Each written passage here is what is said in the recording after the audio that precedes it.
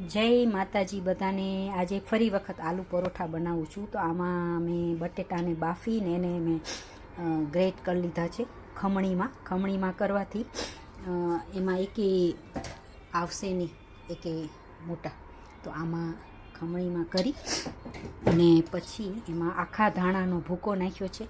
આ મારી લાલ મરચું, હલ્દી, આમચૂર, ગરમ મસાલો, સોલ્ટ તો એ છે, અને ગરમ મસાલો, લીંબુ, આમચૂર, તીખા, લસણ, ડુંગળી, આદુ, મરચાં, આખા ધાણાનો ભૂકો, લાલ મરચું, હળદર, લીંબુ, અને આને પ્લેટફોર્મ ક્લીન કરી અને જીરુંને શેકી અને આવી રીતના વેલણથી કરી નાખશો એટલે એ થઈ જશે। એટલે જીરુંનો ભૂકો અને આ કોથમીર, અને મેં લોટ બાંધી દીધો છે આવી રીતના। તો હવે આમાં બધો આપણે મસાલો કરી દઈશું, અને આ ડુંગળી, આદુને બધાને ક્રશ કરવાનું છે। અને આદુ હંમેશા જ્યારે ક્રશ કરો ત્યારે સ્કિન રાખવી છે। અને આ સોલ્ટ હિમાલયા ખલાસ થઈ ગયું છે, તો સોલ્ટ નાખવાનું છે સ્વાદ અનુસાર।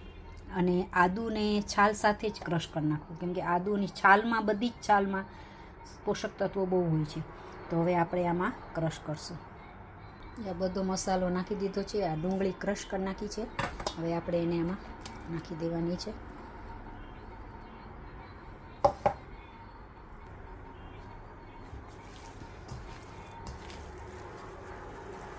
અને મિક્સ કરી અને ગોળા બનાવવાના છે।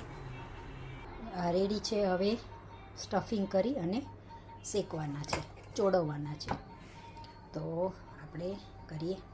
હંમેશા પહેલી રોટલી ગાય, કૂતરાની, ચકલાની, કીડીની કરવી। અહીંયા તો ગાય હોય નહીં એટલે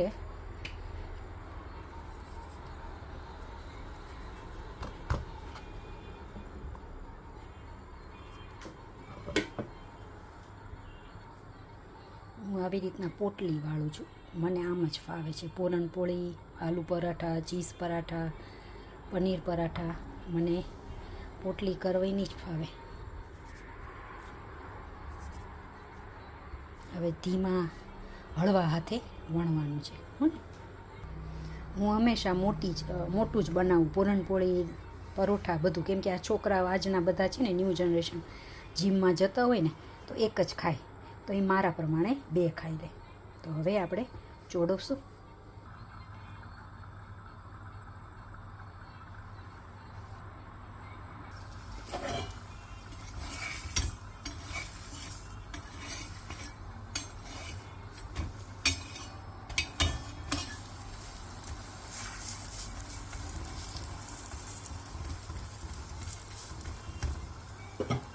એક બાજુ તેલ લગાવીએ તો ચાલે, ઘીમાંય કરી શકાય, બટરમાંય કરી શકાય। તો મને તેલમાં વધારે ગમે।